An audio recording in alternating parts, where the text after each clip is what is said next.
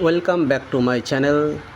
Hello প্রিয় দর্শক, আপনারা সবাই কেমন আছেন? আশা করি ভালো আছেন। বেশ অনেক দিন হয়ে গেল সোলার অ্যান্ড আইপিএস টিপসের পক্ষ থেকে এই জংফা ইনভার্টার নিয়ে কোনো ভিডিও দিচ্ছি না, কারণ আপনারা জানেন দেশের সমগ্র স্থানে ইন্টারনেটের সমস্যা ছিল। সেটা বিগত কয়েকদিন আগে ঠিক করা হয়েছে এবং দেশের অবস্থাও ভালো ছিল না। তো যাই হোক, এখন থেকে আমি আপনাদের ভিডিও নিয়মিতভাবে দেব। এই জংফা ইনভার্টার কেমন চলছে, কিভাবে ব্যাকআপ পাচ্ছি এবং এই ভলভো সোলার ব্যাটারিটি কিভাবে ব্যবহার করা কারণে আমার এটা ভালো চলছে সেটা বলবো। তো ভিডিওটি শুরু করব। তো শুরু করার আগে অবশ্যই আমার চ্যানেলটি সাবস্ক্রাইব করবেন এবং আমাকে কমেন্টসে জানাবেন যে আপনাদের কি সমস্যা বা কি বুঝতে অসুবিধা হচ্ছে।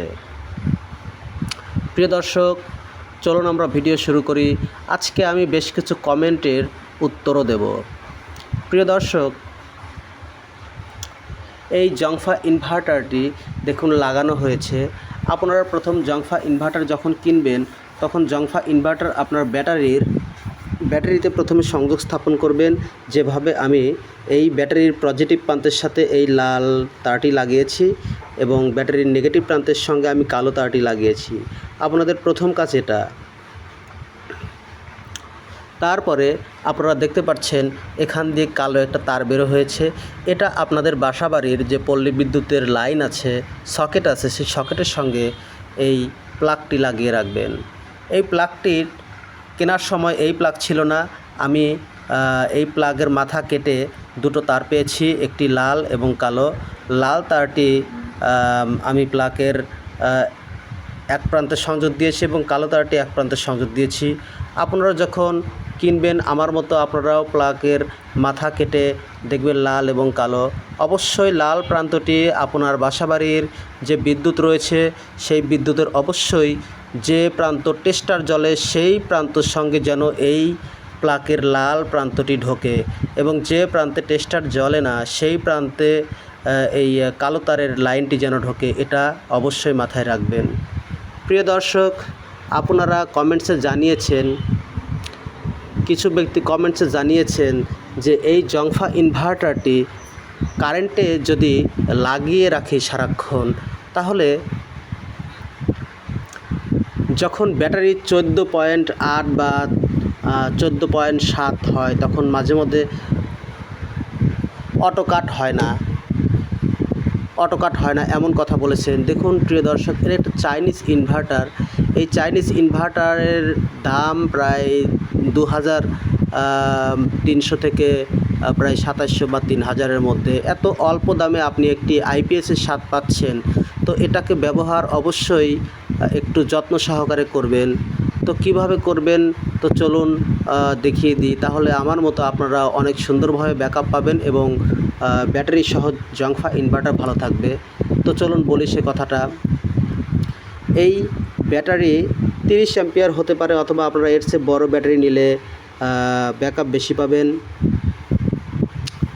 এই তারটি যখন আপনার কারেন্টে লাগিয়ে রাখবেন তখন এই ব্যাটারিটি চার্জ হবে, কিন্তু যখন ফুল চার্জ হয়ে যাবে আপনাদের জংফা ইনভার্টারের কোনো টেকনিক্যাল ত্রুটির কারণে 14.7 বা 14.4 যাই হোক, ওভার চার্জ প্রোটেকশান কাজ নাও করতে পারে। সেই ক্ষেত্রে আপনার ব্যাটারি যখন গরম হবে তখন আপনি কি করবেন, আপনার এই তারটি আপনি খুলে রাখবেন। তাহলে এই ব্যাটারি ওভার চার্জ থেকে বেঁচে গেল। আবার যখন কারেন্ট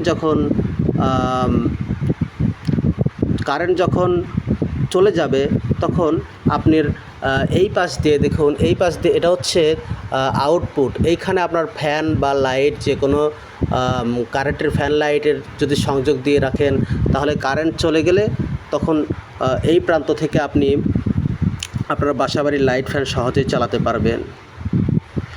লাইট ফ্যান চালাইতে যখন চার্জ একটু কমবে তখন এটা আপনি অবশ্যই কারেন্টে লাগিয়ে দিয়ে রাখবেন। তখন দেখবেন যে যতটুকুন চার্জ শেষ হয়েছে কারেন্ট থেকে ততটুকু চার্জ নিয়ে এটা ফুল হয়ে গেছে। ফুল হওয়ার পরেও যদি এটি ওভারচার্জ হতেই থাকে, এই জংফা ইনভার্টারের প্রোটেকশান যদি কাজ না করে, সেক্ষেত্রে ফুল যখন হয়ে যাবে তখন এটি গরম একটু একটু বোধ হলে আপনি আবার খুলে রাখবেন। এভাবে আপনি জংফা ইনভার্টার সুন্দরভাবে ব্যবহার করতে পারেন। আপনাকে একটু ম্যানুয়ালি কাজ করতে হবে, এটাই। আর আমার মতো যদি আপনার সোলার থাকে, যেমন আমার চালের ওপরে রয়েছে 160 ওয়াটের সোলার প্যানেল, এই সোলার প্যানেল থেকে এই মোটা তারের মাধ্যমে চলে গেছে লাইন, যা দিয়ে এই দুটি তার, সাদা দুটি তার দেখতে পাচ্ছেন, চার্জ হচ্ছে ব্যাটারি। সেজন্য আমি এটা খুলেই রেখেছি, দিনের বেলা আমি খুলেই রেখেছি, এতে করে আমার কারেন্টে চার্জ দেওয়ার কোনো প্রকার প্রয়োজন পড়ছে না। আর রাত্রে যখন কারেন্ট চলে যাবে তখন আমি এখানে লাইন আছে, এই লাইন দিয়ে দেখুন, এই লাইন দিয়ে যে ওপরে উঠে গেছে, ওটা এই আমার এই জংফা ইনভার্টারের ওই লাইনটি, ওই আমি আমার বাসাবাড়ির যে আমার কারেন্ট ফ্যান রয়েছে, এটা আমি খুলে এর মধ্যে আমি লাগিয়ে দেই। এতে করে কি হয়, আমার বাসাবাড়ির লাইট ফ্যান এই আইপিএসের মাধ্যমে চলে। আবার দেখবেন যখন কারেন্ট যখন চলে আসবে তখন আপনি অটোমেটিক্যালি, এটা যখন কারেন্টে লাগিয়ে দেওয়া থাকবে, অটোমেটিক্যালি কারেন্ট থেকে লাইন নিয়ে আপনার বাসাবাড়ির লাইট ফ্যান চলবে। তখন আপনার ওই কারেন্টে এটা দেওয়ার জন্য এই ব্যাটারিটি চার্জ হবে। ব্যাটারি অতিরিক্ত যদি ফুল হয়ে যায় বা ব্যাটারি যদি গরম হয়ে যায়, তখন আপনি এটা খুলে দেবেন, এটা আপনাদের কথা। আর যদি ওভারচার্জ প্রোটেকশান সঠিকভাবে কাজ করে, তাহলে 14.7 যখন ভোল্ট হবে তখন এমনিই অটো কাট হয়ে যাবে। আমার এখানে রয়েছে সোলার একটি চার্জ কন্ট্রোলার। আমি এটা দেখে বুঝতে পারি যে আমার এই ব্যাটারিটি কত ভোল্টেজ হলো।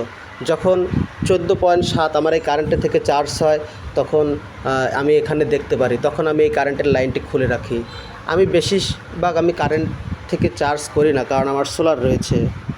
এভাবে চালালে আপনার এই জংফা ইনভার্টার এবং ব্যাটারি দুটিই ভালো থাকবে এবং আপনি আইপিএসের মতো স্বাদ পাবেন। প্রিয় বন্ধুরা, ধন্যবাদ।